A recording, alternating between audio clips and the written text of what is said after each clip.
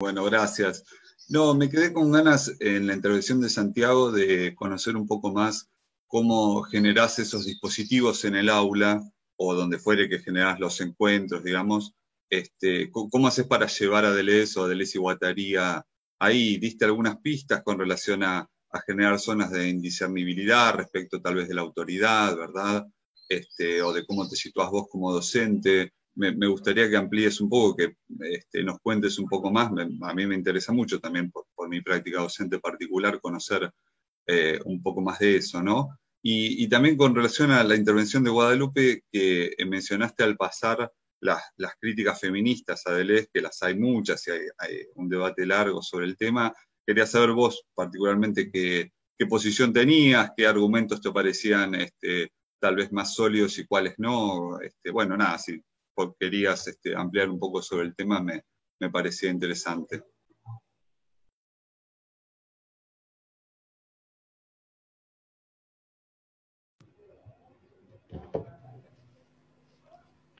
Guada, ¿querés hablar?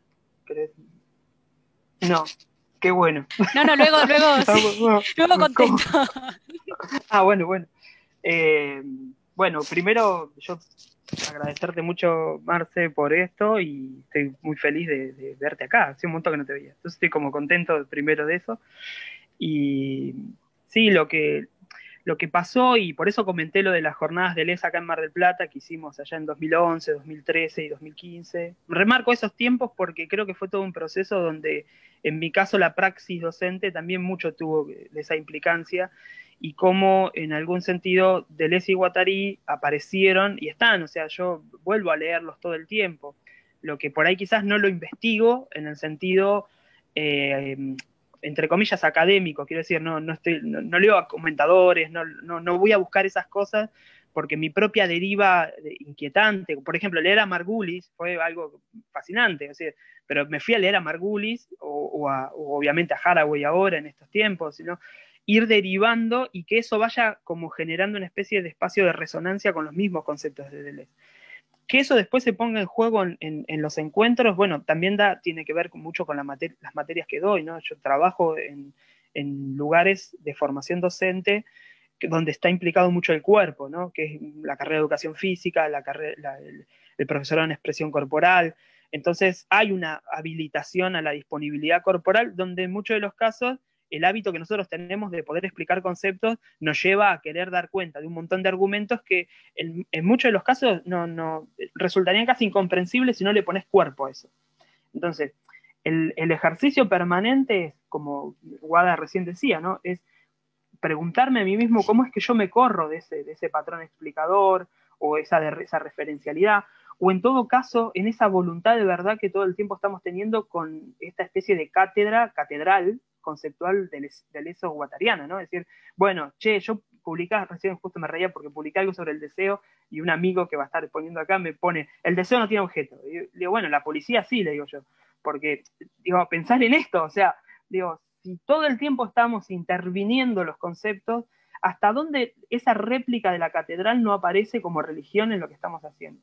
Por eso sí me derivé mucho a la práctica chamánica, donde no hay religión, pero sí hay un ejercicio de experimentación con lo conceptual que me lleva, insisto, sobre todo para ser muy concreto, Marce, para lo que hago es poner en juego, por ejemplo, técnicas de psicodrama, ¿no? Es decir, ejercicios de poner en juego el cuerpo desde lo psicodramático que de hecho, en las jornadas de Les, en las últimas, allá en el 2015, en el 2013 también, hicimos espacios de esquizodrama en las jornadas, ¿no? Es decir, y fue muy, no sé si recuerdan, pero fue como muy interesante decir el efecto que generó eso. Che, ¿dónde estaba el espacio de esquizodrama? Lo pusimos en una sala donde, che, estaba todo oscuro y había, no sabía si entrar o no entrar, ¿no? Era como, ¿qué hacemos? ¿Entramos al esquizodrama o no entramos, no? Y bueno, quienes tuvieron la oportunidad, después las experiencias lo podrían llegar a contar, pero me refiero que en algún sentido creo que hay una especie de interés por poner en juego el concepto, pero no en el sentido de búsqueda de verdad detrás del concepto. Quiero decir, en mi caso, ¿no? Yo que por ahí me ha pasado de decir, bueno, no, pero Deleuze no dice eso, ¿no? En 1000 mesetas dice ta, ta, ta, ta, ta, ta. Y yo decía, bueno, o freno con eso, o censuro todo el tiempo cómo son las apropiaciones singulares de gente que por ahí no lee a Deleuze porque no se dedica a la filosofía, pero sí lo lee y les provoca algo, ¿no? Entonces, por ahí tratar de retomar esas provocaciones de esos conceptos y cómo se ponen en juego con lo corporal. De hecho, hemos hecho rizomas colectivos de 60 personas, por ejemplo, en un aula donde todos resonábamos, recién me acordaba la célula, donde un toque generaba la resonancia en todos los demás, ¿no? Tendría que explicar el ejercicio, pero ¿y cómo das cuenta del rizoma? Es todo eso, ¿no? Entonces, si bien sí podemos después decir, bueno, el rizoma es pero también decir que el rizoma y la inmanencia es esa experiencia corporal, da cuenta de otra comprensión corporante al respecto del concepto, ¿se entiende? Como ir, pedagógicamente es ir a buscar la materialidad de la sensibilidad para poder en algún sentido después, es esto, el rizoma. Pienso el rizoma porque es un concepto que creo que la mayoría de acá conoce y que después hay otros, ¿no? La idea de multiplicidad misma, no sé, hemos puesto mucho en juego eso, los devenires, ¿no? Las líneas.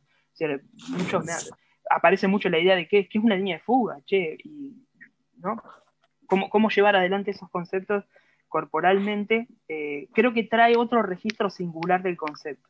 O sea, la implicancia de la propia vida en eso, y que a mí me ha devuelto, en muchos de los casos, maneras de percibir, yo llamo el cuerpo la heterogénesis autopoiética, que no aparece en Deleuze, yo le digo heterogénesis autopoiética, y después trato de dar cuenta de por qué es una heterogénesis autopoiética, ¿no?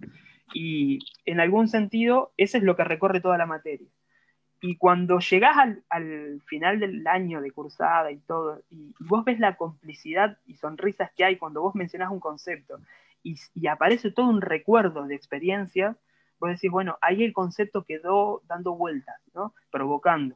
Entonces, en algún sentido, eso me parece mucho más a mí, y ahí ya es una cuestión de gusto, vamos a decirlo así, de gusto filosófico, el interés de que ese concepto quede vibrando, quede resonando, y no que quede la definición, porque en definitiva en los finales, cierro con esta idea, me da risa porque todos vienen a querer explicar qué es la heterogénesis poética, y ni yo tengo idea lo que es eso. Entonces como, bueno, a ver, ¿qué es para vos esto? Y vos ves que los estudiantes terminan componiendo cosas que ni yo me imaginaba, y vos decís, che, ¿cómo hiciste para conectar esto con esto? Y por esto, por lo otro, vos decís, genial, y está buenísimo, ¿no? Y vos decís, bueno, pero eso no peca de un menosprecio de la pulcritud académica del concepto. Y le digo, bueno, disculpen si lo hago. Sinceramente, los efectos que generan estos conceptos, muchos, para mí es una alegría ver gente que termina hablando de Deleuze y Guattari o leyéndolo con un interés, con un deseo, con unas ganas, sin ni siquiera dedicarse a la filosofía. Entonces, en ese punto me parece que hay una ganancia ahí, pero parte de la experiencia, o sea, parte del hacer, ¿no? Del mover el cuerpo. Bueno, nada, gracias, Mar. Te mando un abrazote enorme. Bueno, contesto brevemente lo del feminismo.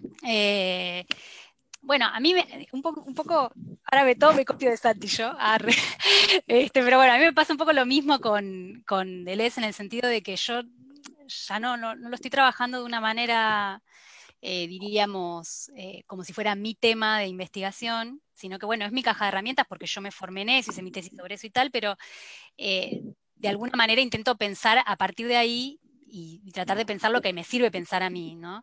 Entonces, en este punto yo sigo un poco como el gesto de Braidotti, digamos, ¿no? Cuando Braidotti se le pregunta sobre, bueno, la ineficacia del concepto de devenir mujer en el contexto de las luchas feministas, parece que en realidad los autores en una línea lo dicen, ahora no la recuerdo de memoria, pero bueno, algo dicen respecto de que, bueno, obviamente para llevar adelante las luchas efectivas en la arena política, muchas veces hay que tomar la voz, devenir mayor y tal.